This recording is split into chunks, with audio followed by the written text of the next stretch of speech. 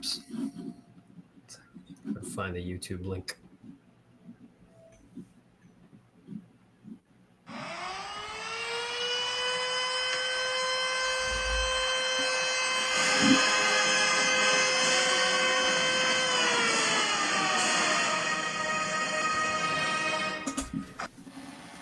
In the words of the legendary Lou Gellerman, hello, dog fans, and welcome to the Sound the Siren podcast, because everything matters, including for the first time in 18 years. The number one team in the country comes in for a visit at Husky Stadium. 18 years ago, it was number one USC, who ultimately prevailed by a field goal, 27-24. Here's hoping it's a little different this Saturday. I am your host, Hooligan7. I'm joined tonight by the Darker Knight, Hood Husky, DJ K Woody, and JCap. Gentlemen, how are you all doing this evening? Doing great. Go Dogs. Doing well. Yeah. Doing amazing. Washington Wednesday. Yes, sir. Can't complain. And certainly it would not be a Sound the Siren podcast if we didn't talk about beverages. JCap, you're in the clockwise in the top left position on my screen as I look at it. So you can lead us off. Sure. You're probably closest to 12 o'clock or somewhere in that vicinity. Something like that. I've got a Trailhead Imperial IPA. Ooh, going Imperial. Okay. I got the Hopworks Brewery. I got the Beastly Honey Golden. Ooh. You know what I mean? So that's sounds pretty good. fire. Yes, that's a little fire on us. DJ, how about you? Dang, nothing like that. That looks nice. I just got some water. I can't critique it. I just got back from the gym, and so I've got water as well. But Darker Knight, how about you? You got anything special for? Man, I had a late gym session myself, and I got some water, but a little mix in there. I got some red amino acids for this weekend. You know, I want to see some red in the trash. So when I'm done with this, that's where it's going to end up. All right.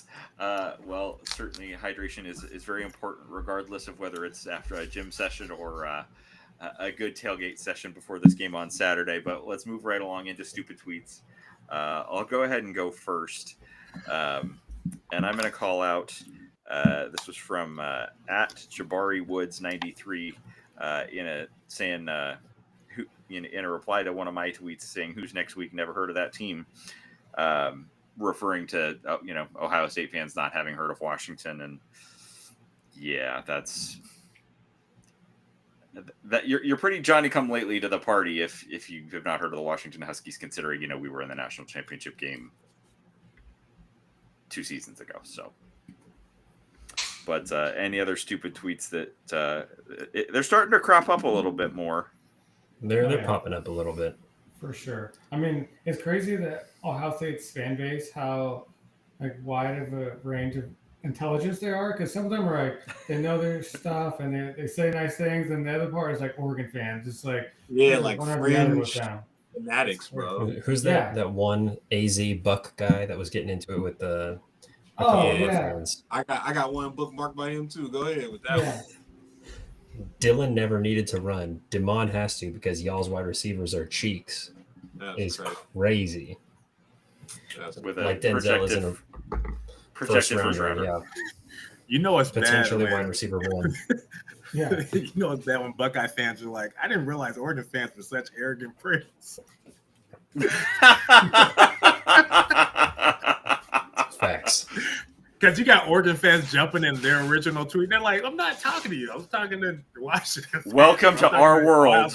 Right.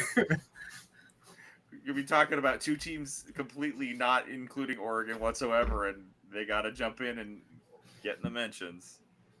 Get in there and make it about you. Yeah, I have a few bookmarks, but I got one with this, I don't know, what do you say, mesh concept. Obviously, Ohio State fan, says he screenshotted our last 3 games, the scores, and says if Colorado State can score 21, Ohio State can score 101. So they got some big expectations for some of them. Bro, some of them are the worst, man. I know. Some of them are the worst, man. I'm in a group chat with some shitty ones, so. Yeah. No one ever, has some things to clean up after week 1. That never happens. Right. Like they look good. Yeah. Well, I got to call out one more, and this one is at CJTWTS98. Or actually, I got 2 more, but I'm going to go with this one on the Ohio State side of things, and it says double what who.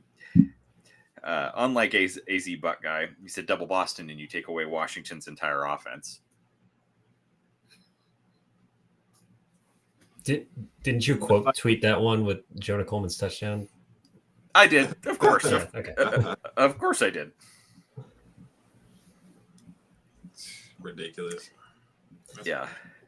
That's like what Denzel said at the press conference yesterday. He's like, well, he has 10 total touchdowns through 3 games, and he had 10 total last season. So, Mm-hmm. I mean, stupid tweets is the damn AP voters. How about that? Oh my god! seriously. There's a stupid Shout out Joel Clant for going in on that yesterday. Yeah, that was awesome. Long overdue. Yeah. I mean, just to be at least receiving votes, or it. But the last one that we got to call out is at GoCougs 365. I mean, at GoCougs, just regardless of who's behind it, is never a good thing. But in a reply to Dog 206, who had tweeted the last time UW was a 9.5 point underdog, this happened with a tweet at the Pac-12 championship game from 2023, and GoCougs 365 chimes in and says, "Now show what happened in the next game." Got another the Sugar Bowl trophy, which would have been the Sugar Bowl. About you come on campus and look at it. Yeah. Real trophies. I forgot. I had the one. But speaking of real trophies, and we'll get to this in a minute. But where's that trophy that they care about most? Where's that trophy right now? Uh-oh. Jesus. Ain't too much Cougs. The Super Bowl trophy for them. It really is. Let's go ahead. One. Oh yeah, go ahead, DJ. Sorry. It's from a Duck fan. It says, "I'm rooting for Washington because I think it would be really funny if Ohio State lost to a program that bad." Yeah, like they have a losing Oregon record homer, to us. We lost 3 times to us. And Rooting for your arch rival in any situation. Instant stupid tweets. You'll never catch me rooting for Oregon for anything ever in life. At this point, hell no. I'll root for him to go to hell, but first class, that's about it. But let's go ahead and move into our Husky Couture segment, and I'll go first because it's just first up in the tab order with this piece of brilliance from Simply Seattle. Damon Williams, Adam Muhammad, Jonah Coleman, Run DMC. Mm-hmm. That's just gorgeous. That's fire. Although that's clean. I honestly want to briefly go off topic. I want a purple and gold version of their new Cal Raleigh shirt about winning the whole thing. Mm-hmm. I want basically that in every Seattle team colorway. Yep. Mm-hmm. Shout out to him for 60 today too. Mm-hmm. 60 yes. And the division title. Yes, sir. No Mariners. For the first time. Yeah, I was a student at Washington the last time that happened. Sheesh. Which is, you can tell by the hairline, that's been a minute. Oh, that's crazy. I didn't say all that. All right, but we'll move. I think this one was Darker Night. This one was yours. Again, going back to the roots of fight, but talk us through this one. Just love the history with it, the originality of it. It stands out. Just love it's bold, just kind of subtle in the front, but you just kind of dress it up, dress it down. It just looks dope. So clean. Oh, and look at that. This section right in here that'll trigger Duck fans. That's crazy. I don't think they probably can't even read that. Yeah, We can't That's read true. it. It's crazy. Maybe their grad students can. yeah. Oh, jeez. Jesus. All right, Hood, I think you spotted this one. Again, going to that Roots of Fight well. I just figured, man, we talking about, sweat tops. We got caps, I think we got They're sweat not tops. ankle socks. So They're that's not ankle points in socks. your vocabulary. You dig? But look, man, while we still got, sunny days out here, we might have 1 or 2 more games where they're going to be sunny and then the weather going to, rear its head. So show off the feet heat, with the sock game go crazy too. So that's why I picked this one. You got about 2 more games to rock something like this and really flex it. So, Yep. yeah. All right. Well, this will provide a nice segue after we talk about this one from JCap into our Apple Cup review. Yes, sir. Yeah, the new King of the Apple Hill T-shirt. I mean, it kind of just speaks for itself. They featured it again after the game this weekend. So, yeah. I don't think there is much to say about it. I don't know. The only thing that's missing really is the tears right into this general Fair. region. Jim Moore on there. Jim Moore needs his signature on there. At Cougs Go. Yeah. But without further ado, let's talk about it. So a 59-24 win last Saturday night. What did we like? What are areas of concern or interest? But just general thoughts on the Apple Cup from Saturday. On offense, man, I just like the high level of execution, regardless of opponent. Like, that's extremely hard to do. So I think that's a huge takeaway. Also, the fact that we're able to do everything that in Jed's playbook, where we were kind of limited last year. So that's just kind of what I'll take away from the offense. It was explosive. Not only that, it relied on a run game and a dynamic run game with 2 running backs, and obviously Damon going crazy. So that's what I take from the offense. Defensively, man, I think everybody, has their eyes on that side of the ball. I think the pass defense was definitely there's a lot more to be seen there. More specifically, Leroy Bryant kind of having some struggles there. And it kind of seemed like whenever, they had it back against the wall, they would target him.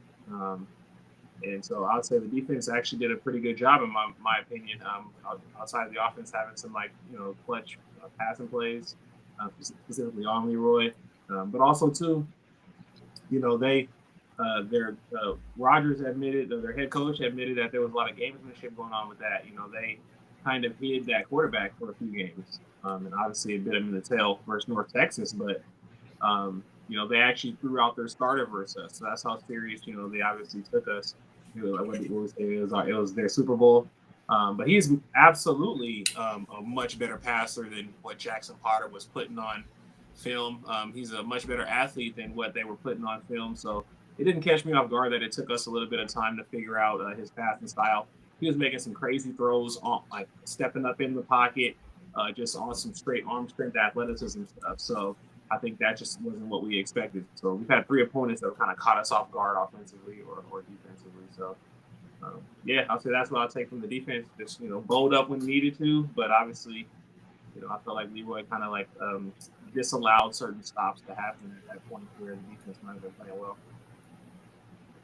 Yeah, and to that point, I watched a little bit of it. I didn't dive into play-by-play detailed film, but the defense wasn't as bad as I thought. It was just crucial plays, like 3rd and long and things like that we just gave up, that extended drives, and that was just a killer for us. It's kind of obvious, but if we make those couple stops, it's blowout going in the 4th quarter more likely. So definitely we've always got to play much better if he's going to continue starting or playing a lot of minutes. But on offense, we kind of called it. Like, they're going to showcase Damon.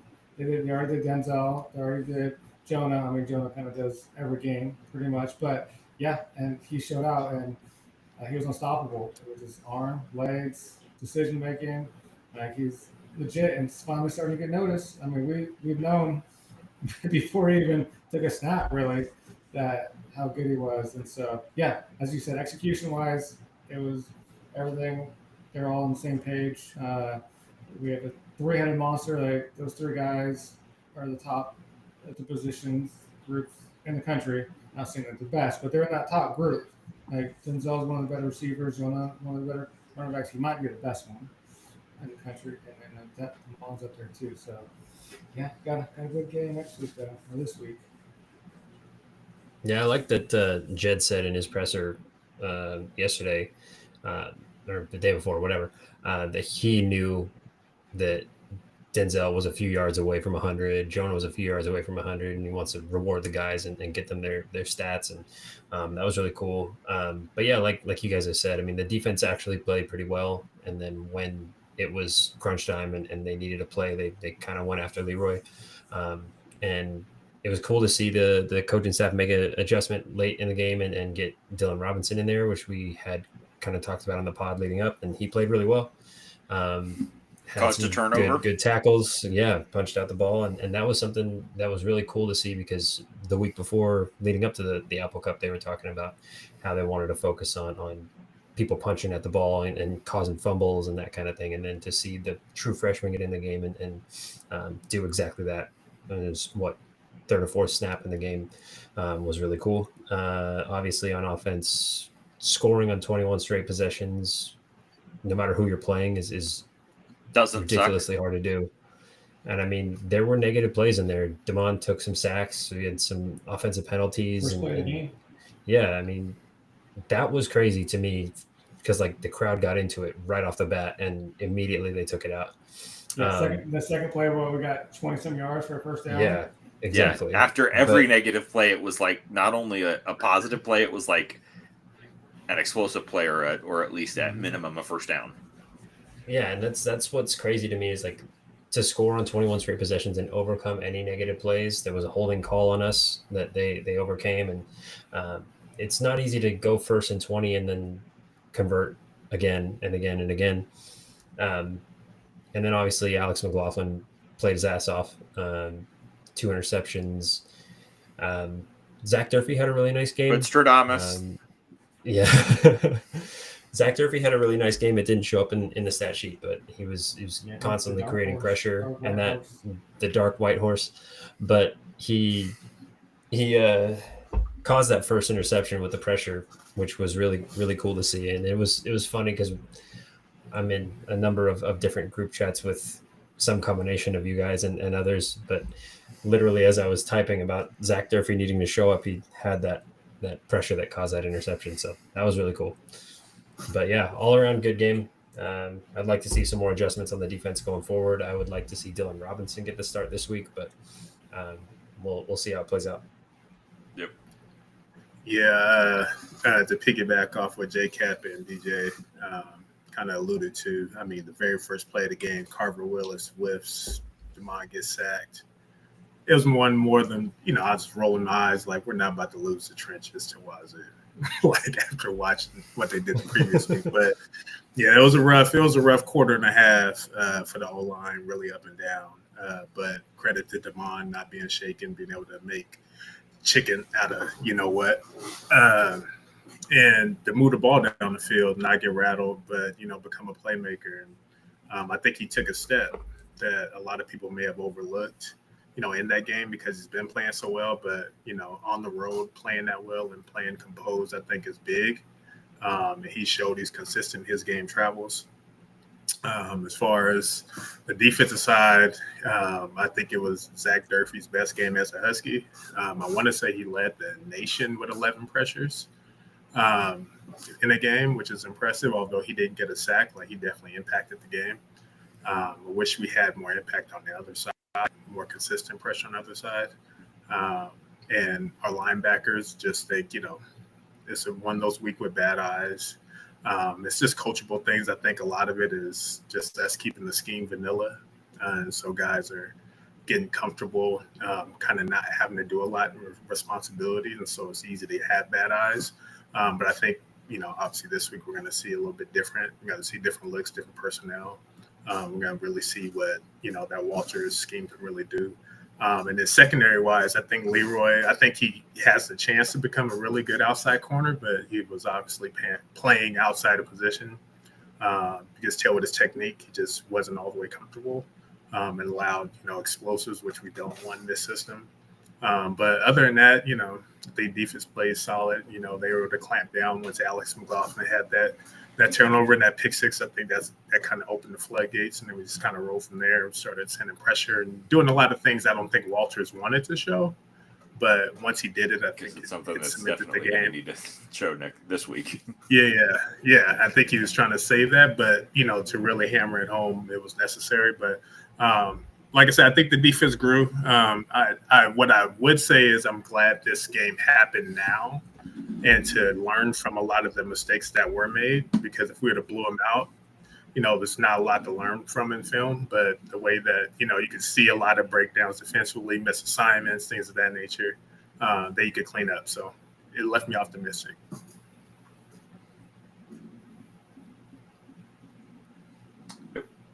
And you still ended up, I don't think there's anything that I could say to disagree with anything that any of you have said. Certainly some things to clean up on the defense, but at a certain point, you still held them to just over 300 yards for the ball game. Outgained them by 160.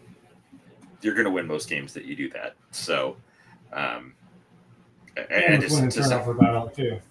And you win the turnover battle, and I don't think it's quite as ingrained as it was with our previous staff, but it kind of, with as good as the offense right now, I think you're going to get to a point with this coaching staff that's like, okay, yeah, obviously we want a defense to shut people down, but we're very confident in the offense. It's like, as long as our defense is good enough to stop the other team occasionally, we're gonna be right in every game, because the offense is, you're not going to slow it down, except for maybe the area where that strategy comes into question is this week. Yeah. I mean, credit the defense for 6 of the points, but 59 points in 52 minutes is pretty good. 52 possessions. So, plays, sorry. So, yeah. I mean, you look at that efficiency. I mean, you can do whatever you want, but the offense is going to put up points. I get it. I mean, 50, the competition may change, but they're going to find a way. 15.7 yards per pass, 5.5 yards per rush on the offensive side of the ball. And the Cougs had the type of, like, we scored 59 points. We had the ball for 24 minutes of this game, and the offense scored 52 points. That's basic. Not even a half of football. That's over efficient, bro. That's over 2 points a minute of time of possession. Them boys been playing efficient. Yeah. And it's crazy. Like, even we nitpicked against Colorado State and we gave up 260 yards. It seemed like so much more. And everybody was kind of hands in the air. Like, I can't believe this. And it was like, they're actually playing better than we think. Yeah. But I just think that goes to where our standard is and where we want them to be. Yeah. I mean, and the encouraging thing is that I will say the encouraging thing is, at some point Washington State did want to start kind of establishing a little bit of a downhill running game. They didn't get a damn thing going. They had 27 rushing attempts for 28 yards, basically a yard per rush. Like, obviously, Washington State talent, Ohio State talent, but that's an encouraging sign as you move into a conference chock full of teams that want to run the ball downhill up to a point that Hood was making earlier this season. We're moving away from a lot of the teams that can, that are going to want to try and spread you out and get everybody out in space to create mismatches. There will be some of it, but, from the game and a half that I've been able to watch of Ohio State this year, they're not dancing. They're not going, they're not, running stretch to the sideline all that often. They're running between the tackles. They want to come downhill. And that's, we'll get to our thoughts on that in a minute. But any final thoughts generally on the Apple Cup before we I realized we hadn't been, when we had been talking about our players of the game, we hadn't been awarding the purple helmets as was our tradition. So we'll make sure that we call it doing that. Going back to some Husky history, but any final thoughts on the Apple Cup before we talk about players of the game on each side of the ball? Yeah, I just wanted to point out that, like, outside of traveling to Ann Arbor, this is probably going to be the most hostile crowd that Damon's going to play in front of all season. And he performed Certainly really with the well, way things are going in obviously. Wisconsin. That's why I didn't even bring it up, because that would have been the answer. But I don't expect them that late in the year to have very many fans in the stands. But no, I was just impressed with the way that he handled it, especially off the heels of what happened last year and no road wins all season last year, to go into a in-state rivalry game on the road for your where they first were selling road game alcohol and in stadium win. for the first time. Yeah, that's pretty crazy. But yeah, I was impressed with the way that he handled it. But yeah, overall very, very encouraged. All right, so we'll start on offense. Purple helmet. Who wants to go first? It's hard to give it to anybody but Damon, so I'll take Damon. I know who's going to give it to, the O lineman. So I'm going to go with Damon. I'm gonna give mine to Jonah for his first 100-yard receiving game of the year. Bet. Yep. Mm-hmm. Yep. Yeah, let me get mine to John Mills. That was going to be my second choice. I knew someone was going to do it. Mills. I'll go with Denzel for 2, wide receiver 1, Well, touchdowns. Like, that's what you want your wide receiver 1 to do. That second one was crazy. yes. Yes. Flipping it over on the defensive side. Certainly some up and down on that side of things, but J-Cap, we'll let you go first on this one. I'm going to kind of go off the beaten path a little bit. I'm going to go with Ephesians. I thought he played a really good game. He cleaned up a lot. He tackled really physically in this game, more so than I've seen him tackle in any other game. And also, like, he was just kind of always where he needed to be. There wasn't really any kind of confusion. I've seen a lot of games where he's like not necessarily in the right spots and having to recover and stuff like that. And he just always seemed to be in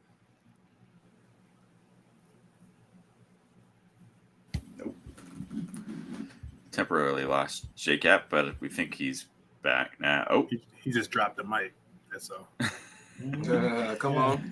And then head out. I'm back. That's my cue. Yeah. I'm back. I don't know why. He had spring portal. All of a sudden, the mid-pod portal. It just said my recording stopped. That was bowl crazy. game, so Say you made it's okay. You made your point. Click. Bye. It's like asking DJ for a score prediction last year. Ah, shit. all right, I'm out, guys. Darker Knight, how about you? Defensive purple helmet.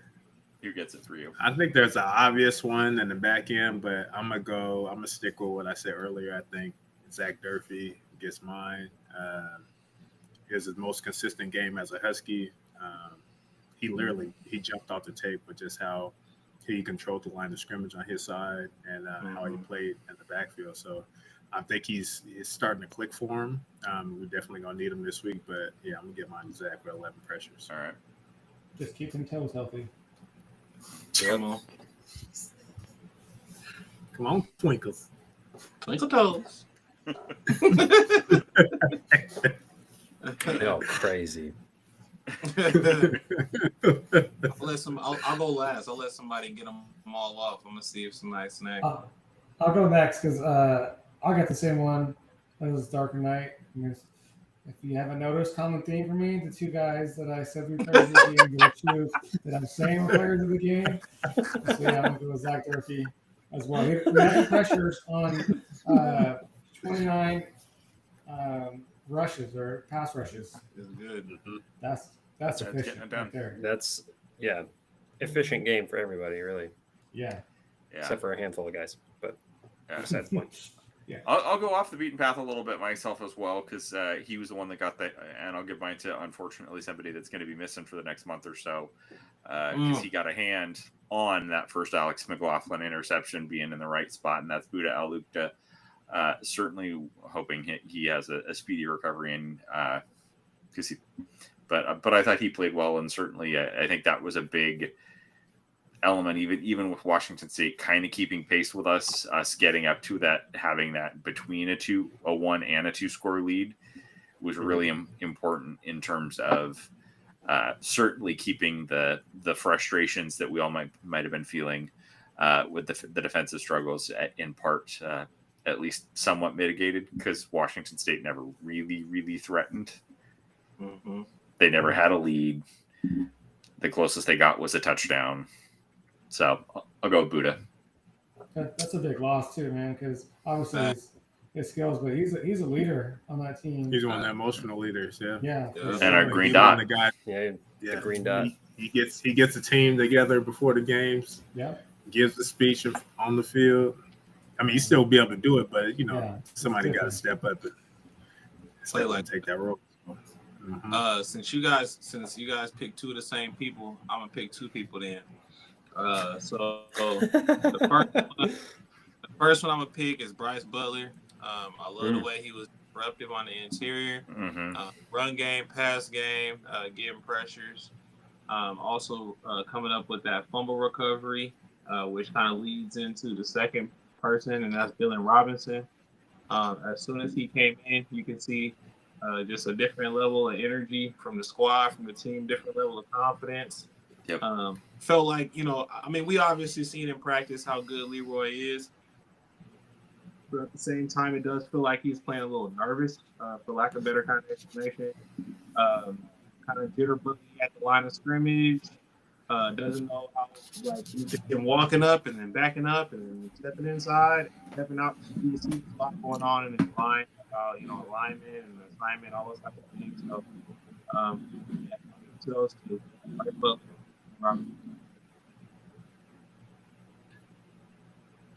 Can we do a quick shout out? Give Armand Parker a shout out for his first career sack. Bro, That was huge. He looked good too. Yeah, Absolutely. He moved a lot better than I thought. I was like, okay. Yeah. Wasn't he the top end recruit and Javon was supposed to be the one that was like he was a more touted guy. Yeah.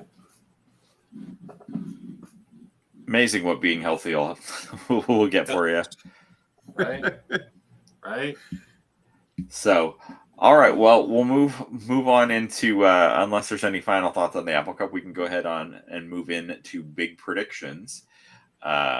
Starting with a ranked on ranked, although I've got a significant one of these for one of these teams being ranked after they lost by 53 points last week.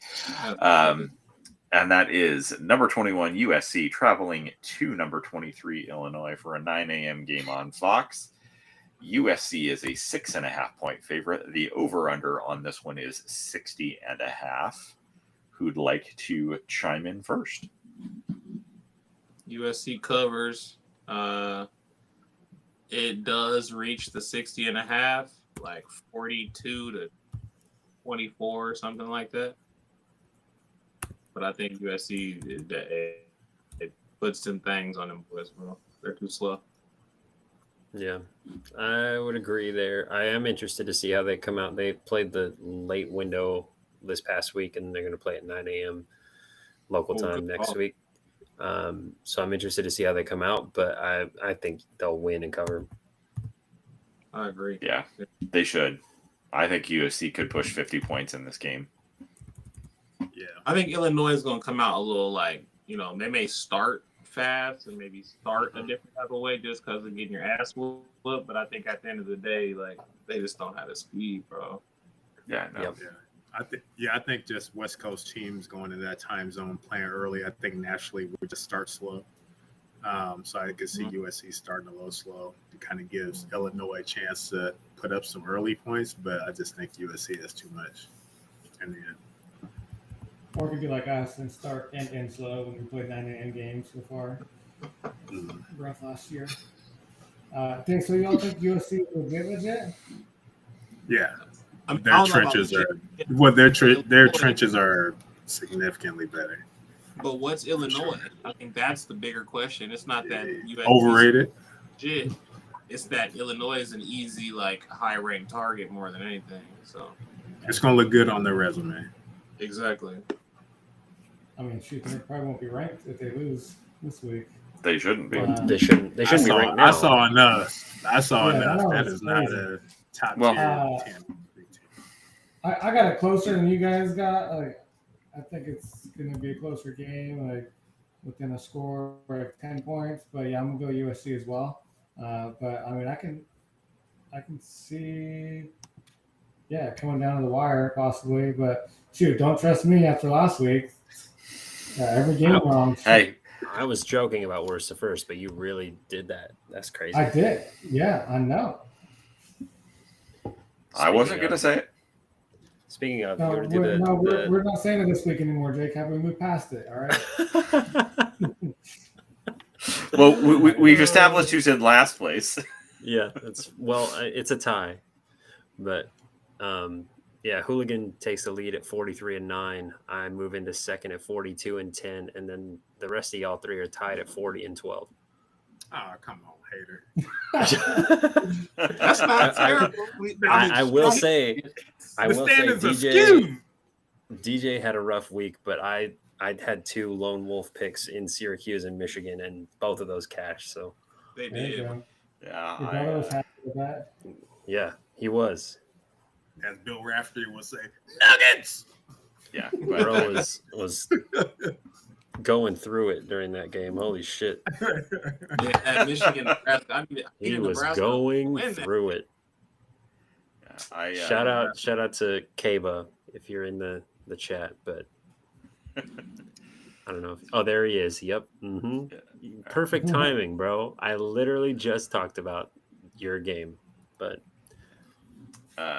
we'll move on to a different and that is Rutgers traveling to Minneapolis to play Minnesota at 9 a.m. on the Big Ten Network. The Gophers are a 4.5 point favorite. Over under on this one is 51.5. I'll go first here, and I'm going to say Minnesota wins. But if Minnesota wins, it's not coming close to the over. If Rutgers wins this game, it's going over because Rutgers has offense and no defense whatsoever, and Minnesota has some offense but some defense. So I think the whole field advantage helps for Goldie and the Golden Gophers. But I could certainly see this game. If this game turns into a shootout, this could be a kind of a under the radar fun game in the conference this weekend. what did you say the spread is? 4.5. 4.5. But they don't really trust that home field that much. So I mean, home field's worth 3, so yeah, it's a pick 'em. I'll go with Minnesota. I'll ride with Minnesota just because I like Cam Davis. I think Calic Manis is good. He's top 25 in passing efficiency right now nationally. So, Yeah, that loss to Cal looked somewhat acceptable for a week, and then Cal That was crazy. Cal did Cal things. I don't know Oh what my that god! Houston, we got a problem. No, give me Minnesota. Yeah, give me Rutgers to win outright on the road. Add it up. Me too. I don't know how much. I don't know how much. I can trust Minnesota's offense. I do think they got maybe a Aller over there. But he's mistake prone. Even though Rutgers, defense sucks cheeks. I do think that trio at wide receiver for Rutgers is gonna put some things on that. Yep. I got DJ? Rutgers. I have no idea. I'm going to go with Minnesota just to be different from those two because I'm tied with them. Them being only a That's good, 4-point favorite gives me no faith. Just finding ways to just move lower down the ladder. That's all right. Hey, I think last That's year, crazy, I bro. think last year I won the regular season. Last year you did, yeah. Yeah. You had the best. You're just being a nice guy this year. Yeah. Everybody in on that one? Yeah. Oh yeah.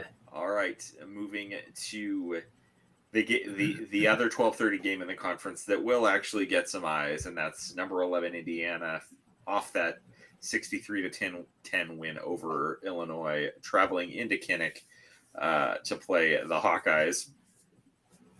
The Hoosiers are a 7.5 point favorite. Over under on this one is 48.5, and this one is on our favorite network. Man, that's a close.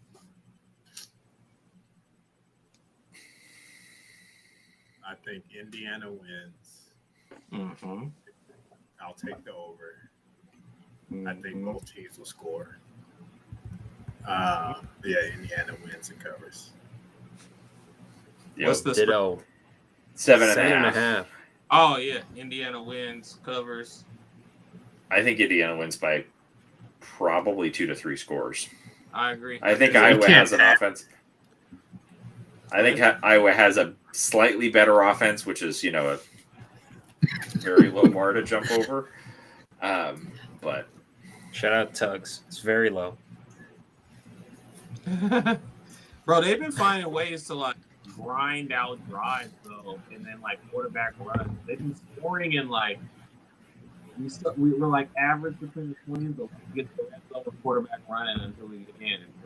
It's like the weirdest shit, but it's working because that quarterback's like 240, 250 or something like that. So I got Indiana. Indiana. That's my doesn't matter that your audio's cutting in and out. Can everybody else hear him clearly? Or? No, I don't got him clear. Okay. Oh damn! Well, I got Indiana winning. That sounds good. There you go. All right, DJ. Yeah, I got Indiana. So you want to be different from these guys, but not that different from these guys. Not be that I can't go every game. He's not. Pick and choose. He's not crazy. At least He's not Signetti gonna pick stupid. respect the Hawkeyes, though. What's that? At least Signetti respects the Hawkeyes. He didn't respect Illinois at all. Oh yeah. No. Yeah. J-Cap? Oh, I got Indiana. All right. So we talked about a game that is happening at 12:30 that some people will watch. To the last game in the conference at 12:30. That why in the name of pay me God to watch. Right. I'd rather be raptured than watch this game. Shout out to the Rapture, bro. Enjoy the pearly gates, y'all. That's crazy. Smite the almighty smiter. Because damn, this you want to talk about cheeks. That is the UCLA Bruins. Sorry, Trev. This is Cardi B versus Nicki Minaj. Clip that. That's insane. You want to talk about cheeks? It's crazy. You did that. That'll be a 2-second clip every time we win a game. I'm just gonna quote with that. You're gonna talk about cheeks. Fucking wild, bro. Yeah, UCLA at Northwestern. Oh my God, the cheeks ball. The cheeks bowl. Yeah. UCLA bowl gonna win was this insane. one. I don't know if they're gonna win the game this year. They're on. Yeah, they are on 0-12 watch if they don't. They're on life support for real. And not only that, coach. Tim Skipper. They got rid of Kaika. Yeah, it's Tim He Skipper. got rid of himself, kind of. That's Yeah. true. But Northwestern is a 6.5 point favorite. Over under on this one is 44.5. I'll go first here. I'll take Northwestern. I don't necessarily have a ton of confidence that they'll cover. I have a lot of confidence that these two teams are not going to get to the over. I don't have confidence they'll cover. Man, I'm gonna get Northwestern and that home field advantage. I'm going with them. In their 15,000 seat stadium Yeah. on their practice field. Yeah. I got UCLA by a decent amount. Oh. I think What's they the over under again? That team is booty cheeks, and they're traveling across the country. There's no way they're winning this game. Give me Northwestern. I don't think they cover either, but they will win. That's crazy. I mean, who doesn't? Man, They're gonna win one of these games, and I hope might as not. well be looking Someone for has to Northwestern. win a game here. Yeah. If there's Someone any has to game come out win, winning. Yeah. it's this one. And we need a winner of the Cheeks Bowl. We need a trophy for this, bro. yeah. Like, I can Battle imagine of what the the trophy Buns would look like. Go to The UCLA. battle of the of the Buns. Buns There we is go. crazy. I just hope they have one. Yeah, I win think before the UCLA playoffs. plays inspired after the coach gets For UW's strength of schedule, I guess I'll say that would be a redeeming factor for a UCLA win, but I don't think they win. I don't think it's going to matter.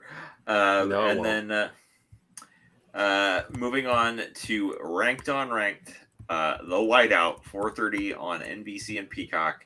Number 6 Oregon at number 3 Penn State.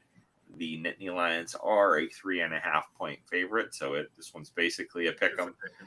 Over under on this one is 51.5.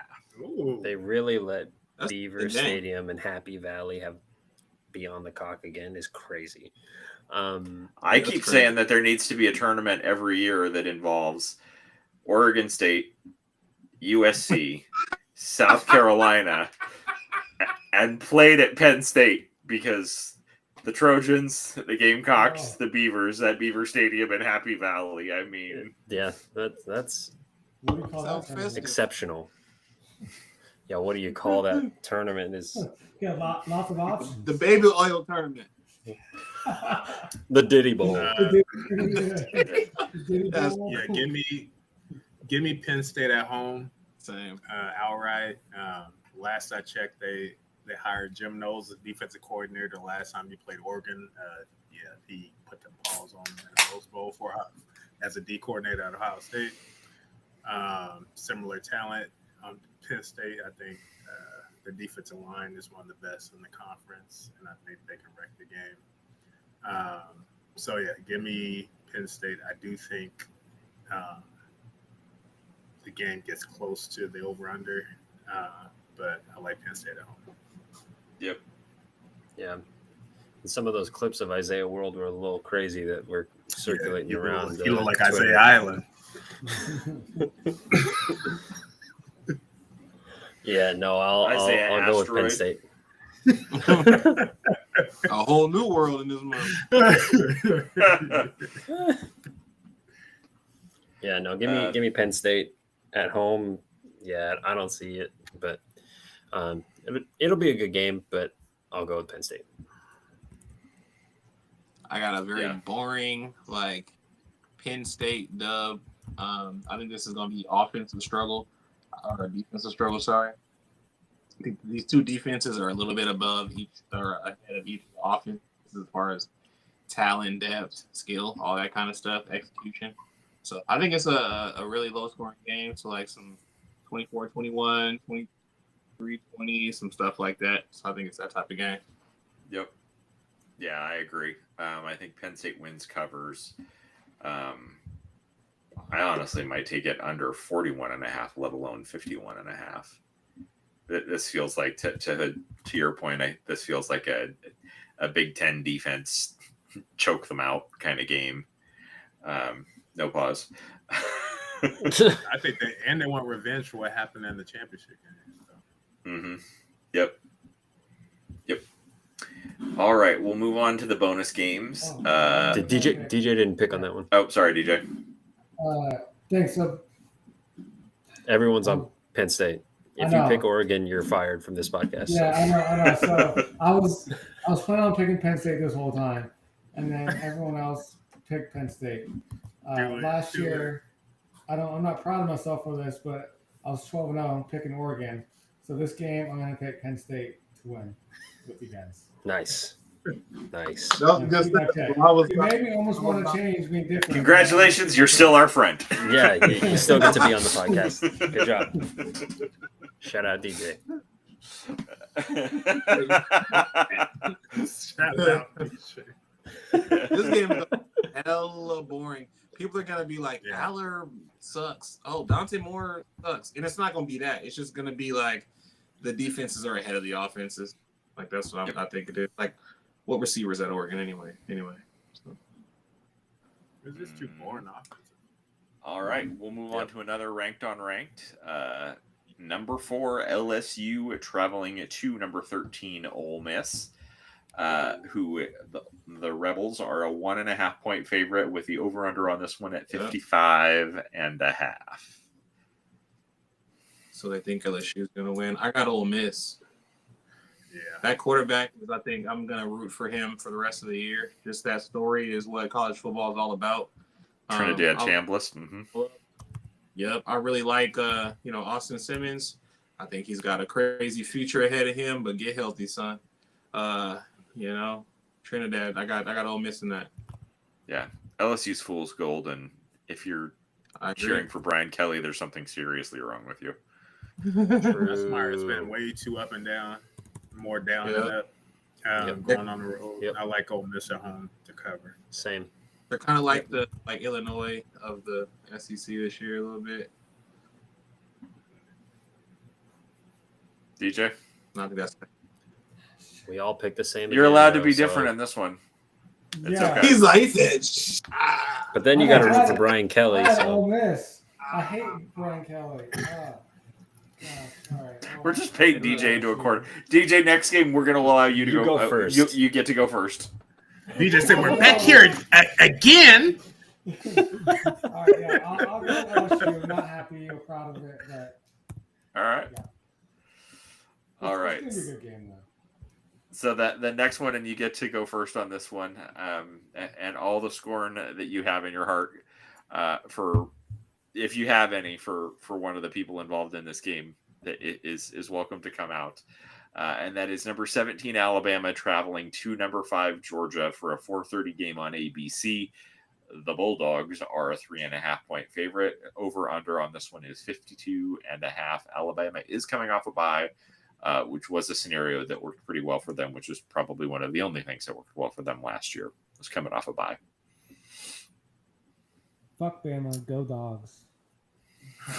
damn, emphatic part- with it. ruin that part. But I'm gonna say, go Bama, fuck the dog. I need that home win streak.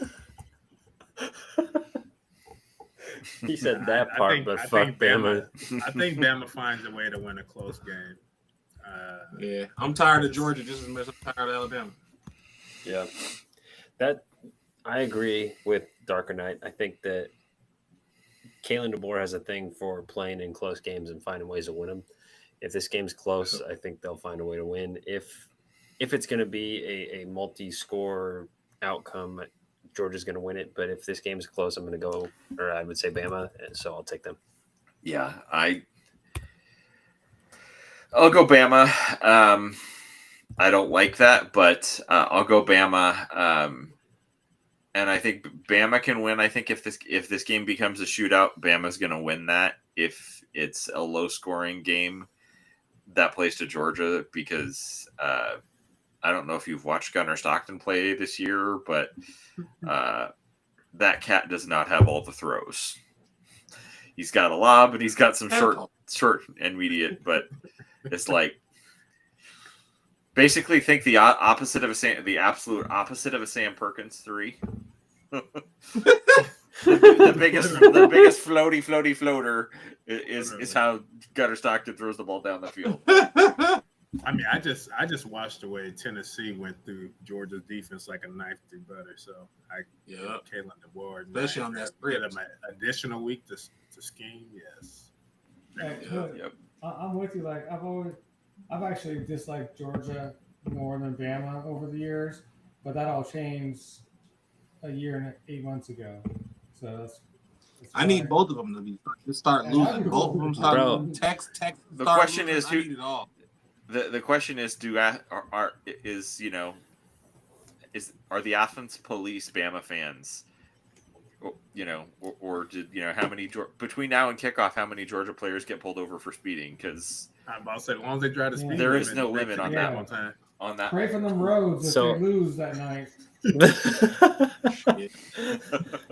For the roads, pray for the Nigga, playing pedestrians. road- What are we clear talking the about? Playing Road streets. to Glory in real life. Everything. No. And finally, a matchup of teams that we've played this year. That's Washington State going on the road to Fort Collins to play Colorado State. The Rams are a 5.5 point favorite. Over under on this one is 50.5. What do we think? This is the we lost to Washington by less bowl, and I'm gonna go with Colorado State. I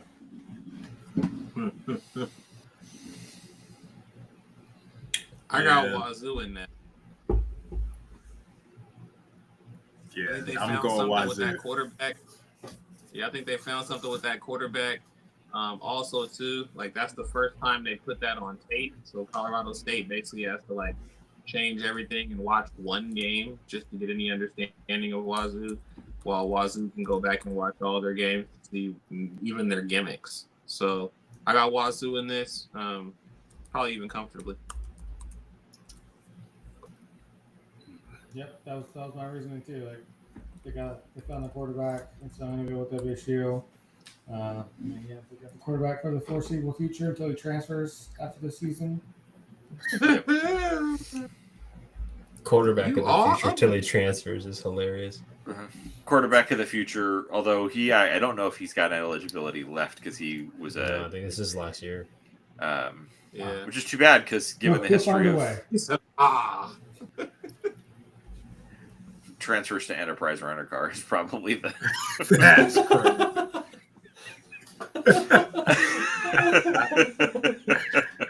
He said, "You gonna travel, all right?" Pick you up. We Don't will pick you travel. up. He's gonna be your next We'll local pick you real off. estate agent. well, yeah. We Well, will pick you off. and certainly since their game with us, Colorado State has not exactly covered themselves in glory with a narrow 4-point win over Northern Colorado and a 17-16 loss to UTSA. So, I'll take the Cougs to win this one outright. So we fulfilled our being nice to the Cougs quotient. I know. I'm about to say, we can do it. See, It's like we can be nice.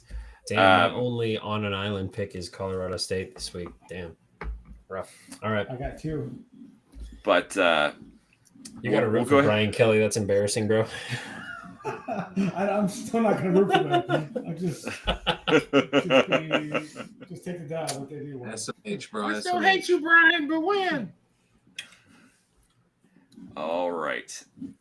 12:30 on Saturday, CBS Paramount in a packed, sold out, purple adorned Husky Stadium.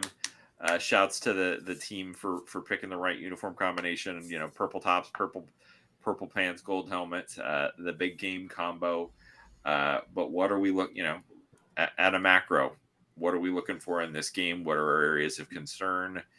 Where are our areas of confidence? And then we'll, of course, do predictive. We'll do some bold predictions and then get to our score predictions. The biggest area of concern for me is whether or not Takario Davis plays. Right now, from what I had heard, it doesn't look great, but we don't know what's going to happen between now and game day. If he does not play, I am praying that Dylan Robinson gets a start just based on body type and length. So I'm hoping that we get to see more of the true freshman. Nothing against Leroy, but I think just based on the way that Ryan Walters has called the defense, I think a guy that's going to have some speed and length to be able to contest some of these catches a little bit more than Leroy is what I would like to see. So confidence wise, I think we've got obviously our three-headed monster on offense that will be Demond and Jonah and Denzel. So I'm pretty confident about those three. we'll see what that looks like. But I don't know. Y'all got me off the rails in chat. I tried not to click it, and then I clicked it. No, I'm fucked. Hey, that's your fault. You said it. You said it. Yeah. Hey, I haven't had one of those on my own in a while, so you got me. Good one.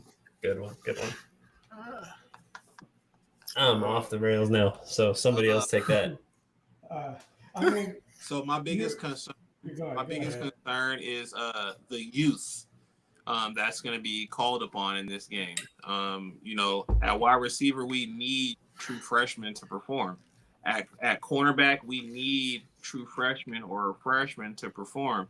At linebacker, with Buddha down, we're going to need young, inexperienced players to perform. Obviously, maybe Manu might pop in there, depending on how he's feeling right now. If he's a full go, he looked like he was ready to go last game, but I would just say youth is my primary concern. We're going up against, albeit like these guys are, they weren't starters last year for Ohio State, a lot of them, but they got rotated in fairly often. And even if they didn't, they're still second, third, fourth year players. So that are getting these opportunities, whereas ours are kind of younger, true freshman, redshirt freshman, or true sophomore, redshirt sophomore types of vibes. So I'll say youth is probably my biggest concern. And then I would say the thing that I'm most confident in, and this is going to kind of sound like a little weird, but I think in this game specifically, I think I'm very confident in Jonah Coleman and Adam Muhammad in our offensive line, in the running attack. I think it's obviously a different vibe when they're pass blocking, but depending on the game plan, I think you can really run straight at these guys. In my opinion, they have very, very athletic and versatile linebackers. But while I will say they are physical players, they're definitely kind of these finesse kind of backs and these big kind of edge bodies, kind of 6'4", 240 type guys. So I want us to run straight at them. Offensive line, I think, is going to be our strength in the run game in this one, especially to the left side. It seems like we've found kind of this niche of running behind Mills, Hatchet, and Carver. Seems like Carver's a road grader, so I'm really excited for that challenge. I think they're going to step up to that for sure. Yeah, for me, my only concern is just our defensive line playing with consistency against a veteran offensive line, one of the bigger lines in the conference. Not necessarily the push, but just playing as a unit, playing within the scheme, and then on the second level and in the safety units as well. It's just when we've been attacked, for the most part, it's been in the seams or in the middle of the field. So it's just having disciplined eyes. Curious, if Chikario can't go, that means we're going to rely on more zone, which Ryan doesn't want to play as much. It's going to cause him to alter his game more than he'd like to. So I'm hopeful that Chikario will play, so we're able to kind of mix up looks and show a lot of different things that we didn't show the first 3 games of the year, and really kind of show what this scheme is capable of. As far as confidence, I'm actually confident, one, in our, like his said, our offensive line. The one weakness Ohio State has had this year is generating pressure with their down linemen. They typically have blitz when they send 5 and 6 with exotic looks that Matt Patricia likes to send. It's a similar, same defensive scheme as Steve Belichick implied with Bill. He just mixed in some different principles, but they understand what the scheme is and what the looks are. So it's just recognizing those and how they dress them up. So I trust them on to make those adjustments along with Jed. I think it's a bonus that your play caller is also your head coach in this game. But I have full faith in the offensive line to have a bounce back game. I think last week was a wake-up call coming off a bye. It kind of takes you a game like that to get in rhythm and get back where you were. And I have a feeling they're going to play a really strong game. But yeah, those would be my takeaways. Yeah, I think I think the concerns that the big concerns for me are certainly it's and keys for me certainly is we can't just sit back and try and get pressure with just our base set. Because if you allow what Sand has demonstrated is if you allow him time to throw, and particularly if you allow routes down the field to develop with Jeremiah Smith and Carnell Tate, even if Takario is playing, we're not going to win that battle consistently. Takario might, it's possible, certainly if Takario is healthy, with his clothing speed, with Alex McLaughlin's closing speed, we might get the better of it a couple of times, but ultimately we're going to get burned doing that. So I think where Saiyan has had demonstrated some weaknesses when teams have heated him up. So I do think we need to see, a little bit more exotic, to the point of what we were seeing at the tail end of the Apple Cup. Give him some different looks, give him some different, pressure packages, whether we're actually coming or dropping back out of it. And then the second piece of it is certainly with the 5 at the line of scrimmage, whether it's 5 with their hand down or, 3 with their hand down and 2 outside backers. In particular, Bo Jackson scares me. True freshman. With his explosivity. If he gets to the second level, we've got a couple guys on our defense in the secondary that can run with him and may have a chance to chase him down, but that's bad. But if we can contain their running game and, essentially, even if they're gaining 4 and 5 yards, if we're keeping it reasonable, we've got a shot. If they're busting explosive runs on us, it's going to be a very long day. No, I think you make a good point, but Ryan Day, I think he's really up and down in these big games and how he calls them, how he wants to scheme for him when he's bit him in the butt trying to play physical against a team like Michigan when their team is more built for finesse. So if you try to see them try to force feed the running backs, it's in his head that he's trying to set a tone, but that's not how Ohio State wants to play. So I think our front, with Simone and everybody else, I think we'll be fine. Limiting that. He's not the type of coach that's okay with 3 and 4 yards. Like he's just not. He's going to want to open it up. And so I have a feeling that that's going to be the case. And yeah, as long as we could, I'm saying, like we could heat Saiyan up. What I've noticed too, just kind of watching their games, Day's protected Saiyan a lot and giving them 1 to 2 reads, and then if it's not there, he just either gets out of there or throws the ball away. So he's really banking on his receivers winning right away, which, I mean, when you have Jeremiah Smith, you're going to do that from time to time, or Carnell Tate. So they're ignoring Brennan in this. I have a feeling they may make an emphasis to get him some ball early in the game, in the middle of the field. But Sand hasn't really made a lot of completions over the middle of the field because he's more of a diminutive quarterback. So that may change. They be, kind of they're playing to his strengths. So we'll see. But yeah, you want to move him off his spot, get him to move on the run. He's a better pocket passer than he is a passer on the run, which is another key, especially if you get him to run left. So I think, taking all that into account, I really like what, Walters can do to harass him early and often, especially with the crowd in the game. And Darker Knight, like just watching their games, obviously I kind of outlier and Grambling was whatever. They were actually shot some explosives, but I have in my notes like curl over the ball, 3 to 8 yard outs, big slants, snags, or checking down to the flat, and then a deep post. Those are the only routes that he's throwing. He's throwing through the deep post maybe like 3-4 times in those 2 games versus Ohio and Texas. So I'm not seeing like any of their interest in being an explosive offense or their confidence in being an explosive offense.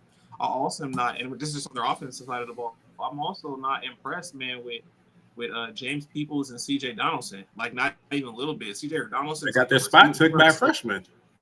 Bro, he runs so soft.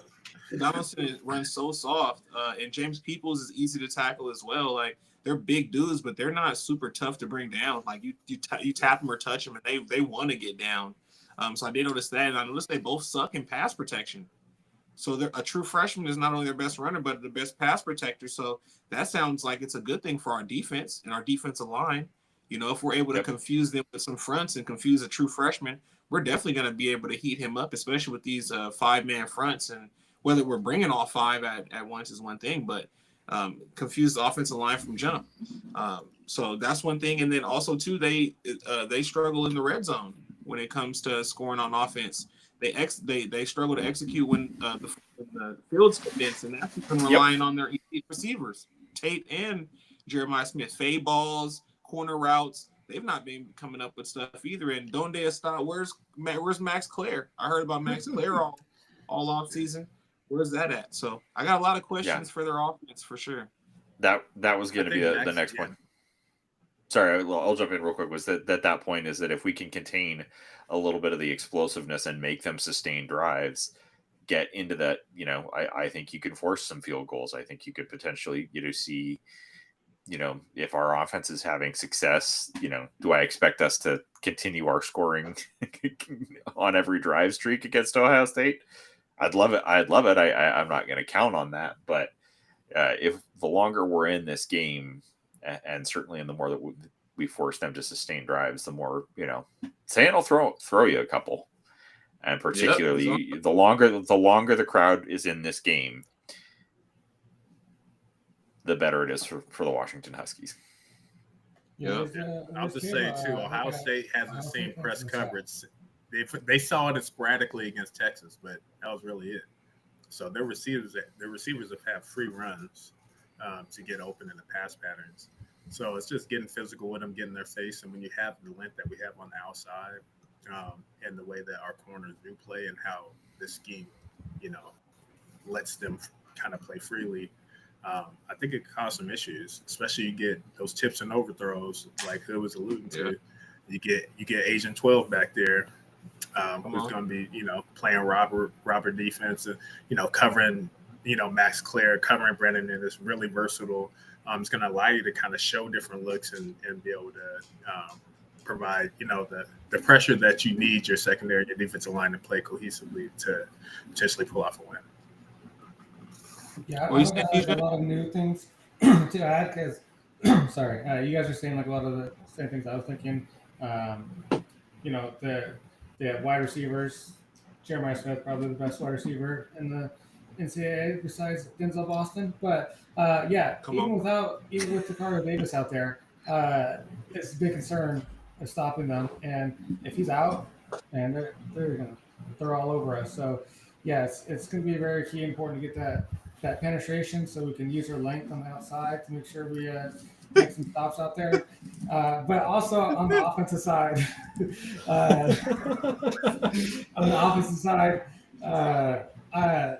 no turnovers. I mean, obviously we haven't had a concern this year with turnovers, but this is a different ball game. We're playing against Ohio State, and they got legit defense, and so they're going to throw some things out there we haven't seen before. And with the sophomore quarterbacks only had a handful of starts under his belt, like we got to hold on to that ball. We can't turn it over because if we have 2 turnovers, that's ball game. Like we can't sustain that. So having no turnovers and good on solid special teams, then I have high confidence.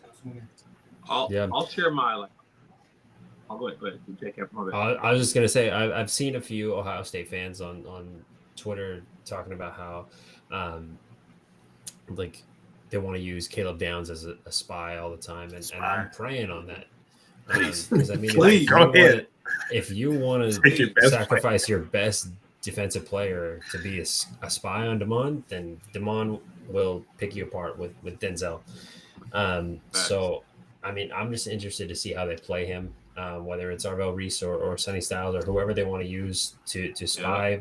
I think that would be a disservice to Ohio State's defense to use Caleb Downs in that way. But if they want to do that, more power to them, because, I mean, that would play right into our strengths and eliminate probably, in my opinion, the best safety defensive back in college football from doing what he does really the best. But I think this is going to be a game like Hood said. I want to see them run right up the gut at them. So I would like to see this be a big Jonah game. I would like to see it be a big Adam Muhammad game. something where you can control the ball. I mean, we talked about it in the Apple Cup review of winning the game by so many points and holding the ball for less than half of the time. I would like to see this be a lower scoring game, but holding the ball for a longer period of time and using Demond, using Adam, using Jonah to create a very effective run game. I don't see this being a huge passing game for Demond. I don't see it being a huge stat game for Denzel Boston. I see it being a more big stat game for guys like Jonah and Adam. We saw them try to get Jordan Washington involved on the jet sweep motion run game. So I think that's going to be more where this game is won and lost, is whether or not we can actually establish that run. And like you said, too, Hood on the running game with the left side with John Mills and Carver Willis, how well they are able to actually impose their will and play in this game. So, I want to see the run game have big success in this game. I'm not leaning on the pass game too much coming into this one. Yeah. I think you have to. I think that. Go ahead, Dark Knight. No, I was just going to say, to be successful, I think what we hadn't shown this year, we just need a lot of pre-snap motion too. You got to get the defense to flow. Yeah. And show one thing, bring another. I think we're going to see way more bunch formations. We're going to just see a lot of different formations to move Denzel around to kind of make the defense declare, what they're in. A lot of the times, we're looking at our offense through 3 games. They're just coming out and they're lining up and just running what we're running. The plays can be somewhat creative, but they're not really showing the defense anything exotic. And I think this is the game when you flash your speed to the perimeter like a Jordan Washington, just to keep their defensive ends and the outside linebackers honest. You do the speed sweeps, you get Amari Evans on fake end arounds to open up a different level of play action, things of that nature, and to give Demond an outlet if needed. Just kind of give him answers to the test. And I think that's something Ohio State hasn't seen, because I think they're so focused on Demond and everything you're hearing that, their defense is going to literally, you can force a defense to have bad eyes, because once he breaks the pocket and once he gets outside, you can see them converging. And so it's literally going to be playground football after that. So it's just allowing Demond to be a playmaker and just kind of letting him play in the flow. But I'm really hoping what J-Cap said is allow our running game to open up the passing game and not put all that pressure on Demond to be the guy to break everything. I was going to say too that in the passing game, I don't, like I said, I don't rely on it a lot, but I would like to see them get the tight ends involved in the game a little bit more. As far as the safety blanket is concerned, Decker DeGraff didn't have one target in the Apple Cup. Kate Eldridge had one on a ball that Demond overthrew, but I'd like to see them get that part of the passing game involved, which we haven't seen a ton this year. Last year, we saw the tight ends get used a lot with Will Rogers, but we haven't seen the tight ends get super involved in the Demond offense so far. And I think Decker's got a lot of talent. He's really good with the ball in his hands, and he's got some decent speed. So I think that getting him involved would be a big benefit to the offense, and a wrinkle that we haven't really used much of or shown so far this season. So before I speak about the offense, I definitely want to still kind of mention some of the key elements that, we're banking on in this game. Obviously the crowd, right? So just monitoring just Ohio State's offense. You can see that a freshman, a redshirt freshman is running it at many times. You're at home and, you have random false starts, or you've got an illegal formation. Also too, there was a couple plays where Julian Sane was going one way and the running back was going the other. And those are things that we don't see in our offense, right? Because we're executing at a high level. Now, these guys have had to experience that at home. They've been going through those things at home. Him trying to organize the line of scrimmage and get the right audibles in, or whatever the case may be. And you can see him still trying to implement those processes and become a company. So I do feel like we will be able to take advantage of the fact that he is a young quarterback. They're having some execution miscues, especially early in the game. They've been starting slow. We have the ability of hindsight to look at Texas and see that they're not really a good team. They got really good defense, but I feel like you should have at least been able to, have some type of offensive rhythm, and you didn't develop that, especially early. Ohio, you didn't develop any type of offensive rhythm until you got into the second half. You know what I mean? So I do feel like, those are at home. So I do feel like we have the opportunity to have the crowd make a major impact in that regard. So in regards to offense, I do feel like, this defense is, in my opinion, if there's any defense in the country to have, it'd be Ohio State's. Not only the personnel, but Patricia kind of matching the personnel with it too. They're led obviously by Styles, Reese, and Downs, and I do feel like those three alone definitely help take away some of our best offensive players. But I do think you have to slow this game down on offense a little bit. I know that we're performing at a super high efficiency level. But I do feel like we got to slow it down. We got to kind of have some Big Ten ball kind of going here. We stand three players. That doesn't make me confident that this system trusts anybody that has critical defense. So, I think we're going to have to really slow this down and really key in on our best players on offense to really make this work, because this defense is pretty relentless and pretty ridiculous. So, especially on that back end. Yep. Yeah, and that's really what I was going to say is, Sorry. Oh, you're good. I was just gonna say we can take advantage of Jermaine Matthews, in my opinion. You're 5'11", albeit you're CB1 technically, but you're 5'11", 195, and we got every receiver that's going to get some playing time is going to be bigger than you. Igman Olsen had a hole last versus Ohio. We already know what that's going to be. You're great in run support. You know what I mean? But beyond that, if we get you turning your head, we may even take a shot knowing damn well it's high risk, low reward, knowing that you're going to hold or pass interfere. So having that kind of ace in the hole with the holder on that side, not really concerned about the corners at all, but that like the middle of their defense is just going to be very, very tough for Damon to deal with. But this is why you bank in that Oregon game last year. This is why you bank in that Penn State game last year. He can see these types of things in these hostile environments, and now he's got the opportunity to do it at home. I think that is going to be the most critical element of this for Damon, is that he's seen this shit before in a hostile environment, and now the environment is embracing him. So I think he gets eat from this. Yeah, that's a great point. What I was going to say is certainly kind of going back to what we were talking about in terms of establishing the run with Jonah and Adam, is that ultimately is going to open things up for Demond and open things up for the pass game and open things up for the RPO game, or open things up for the jet sweep, building off that if we're making hay with, if Jonah's getting, 4 and 5 yards of carry just on those, interior runs off the RPO,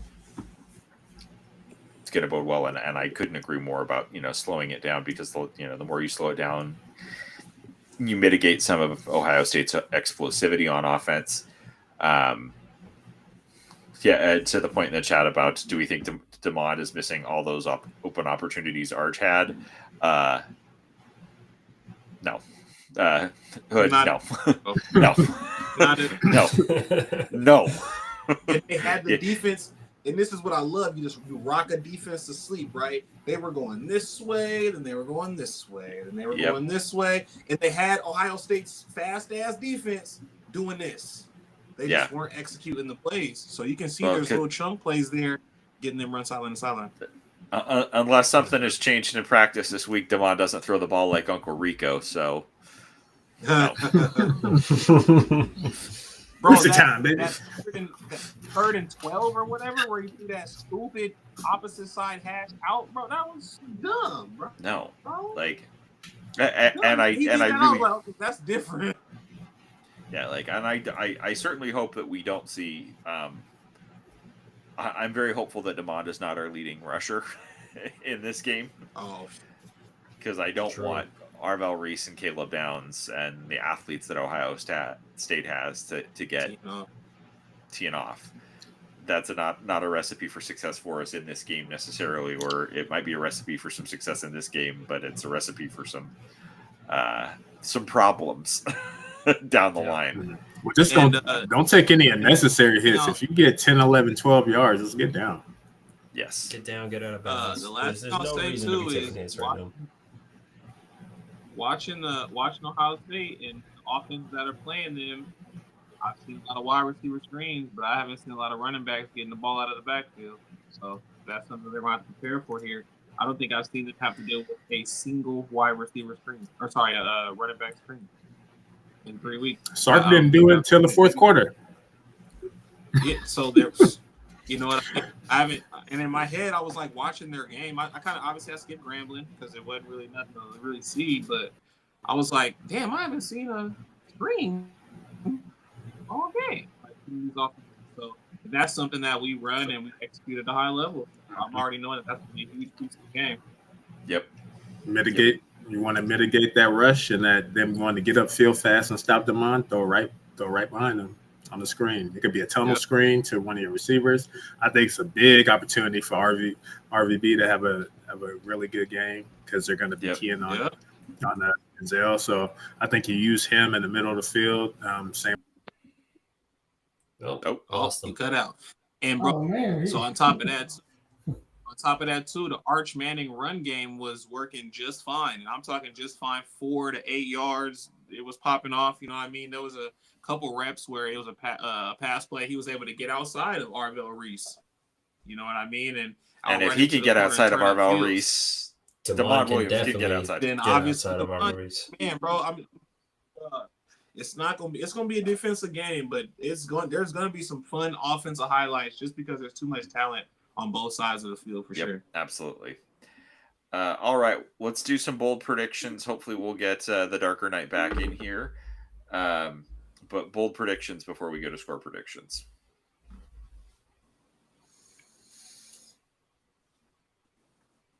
Bold prediction. This is gonna be a game where we outgain them on offense. This is gonna be that's my bold prediction. We outgain them on offense. I mean, we were no stranger to outgaining our opponents on offense last year and losing. Well, we'll see what happens, but I wouldn't be surprised. Bold predictions. If you're thinking, unless you got one. No, go for it. I'm still thinking. I mean, it's not like crazy bold, but I got Denzel Boston having more receiving yards than Jeremiah Smith. Okay. Damn. I like that. All right. Okay. I like that.